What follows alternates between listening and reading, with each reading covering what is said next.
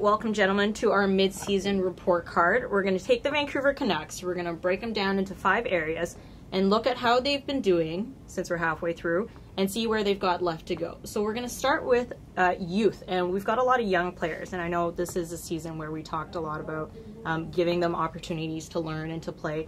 What do you think? Have they been doing that well so far, and what's left? Well, I guess it depends on which young players you're talking about. Some of them have been doing just fine at times. Some of them have been struggling at times. I think it's been a mixed bag. I don't know, if you're looking at a grade overall, I would probably pin them with like a C plus maybe. I mean, when you have Bo Horvat going through a 27-game stretch where he didn't score a goal, I mean, there's been a ton put on this guy's plate. He's been asked to lead the team in PK. He's been asked to contribute on the power play. He's been asked to take all the big-time D-zone faceoffs. And then he's asked, on top of all that, to score goals, put up points. I mean, that's a lot to ask from a guy in his second year. So if I'm looking at Bo, it's definitely been a disappointing first half. I think it's been split for a guy like Sven Berchi. And McCann has had his moments. Great start, kind of tailed off and hit a wall later in the year. So again, I don't think if you were giving them a grade, it couldn't be much higher than a C plus. Well, it's been a weird one because they've talked for a long time about wanting to give youth a chance. They've given youth a chance, but they haven't really. Like Jared McCann, a great example.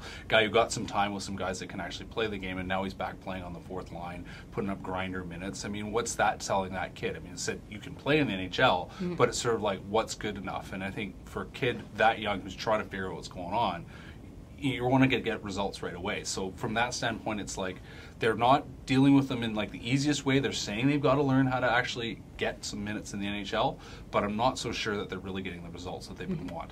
So then at this point of the season, I mean, if we were in a school year, students look at their marks and they're like, okay, what's the minimum I can do to still pass this course?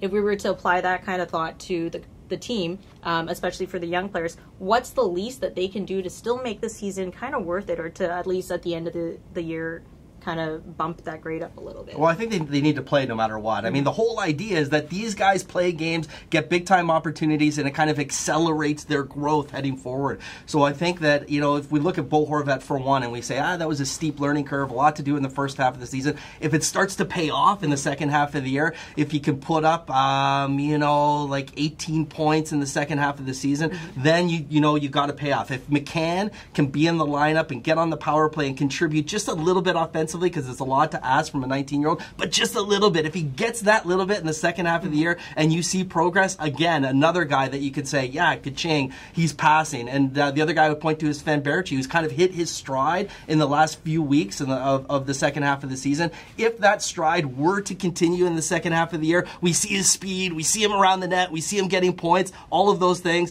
then bam, all of a sudden, Patrick, that second-round pick starts to look worth it. Well, you know, the other guy that we don't talk a lot about, but who is actually, I think, getting a great market, would definitely already count his season as success, and he just needs to carry forward. Ben Hutton. You know, he's done everything they've asked him to do. He came in kind of out of nowhere. I don't think there was a lot of hype on him coming in the season, but he's played regular minutes. He's taken every opportunity he's been given, and he's making it happen. He's getting power play time. You'd like to see him put the puck in the net and get some goals, but on the whole, the guy's playing well, and he's getting, I would say, better now than he was at the beginning of the season, and there's still lots of growth to come. So it sounds like just keep letting the kids play. I'd say so. I mean, given where they're at in this season. What else is this year about? I mean, they're not going to win a cup. I mean, maybe they can get into the playoffs, but the whole season should be about play the kids, play for Tannen. I mean, this is a guy that they decide to keep instead of sending back to junior. Give him big opportunities. Let him play games with the Twins. Let him be on the power play. Yeah, play the kids. There is nothing else that you should be focused on in the second half of this year.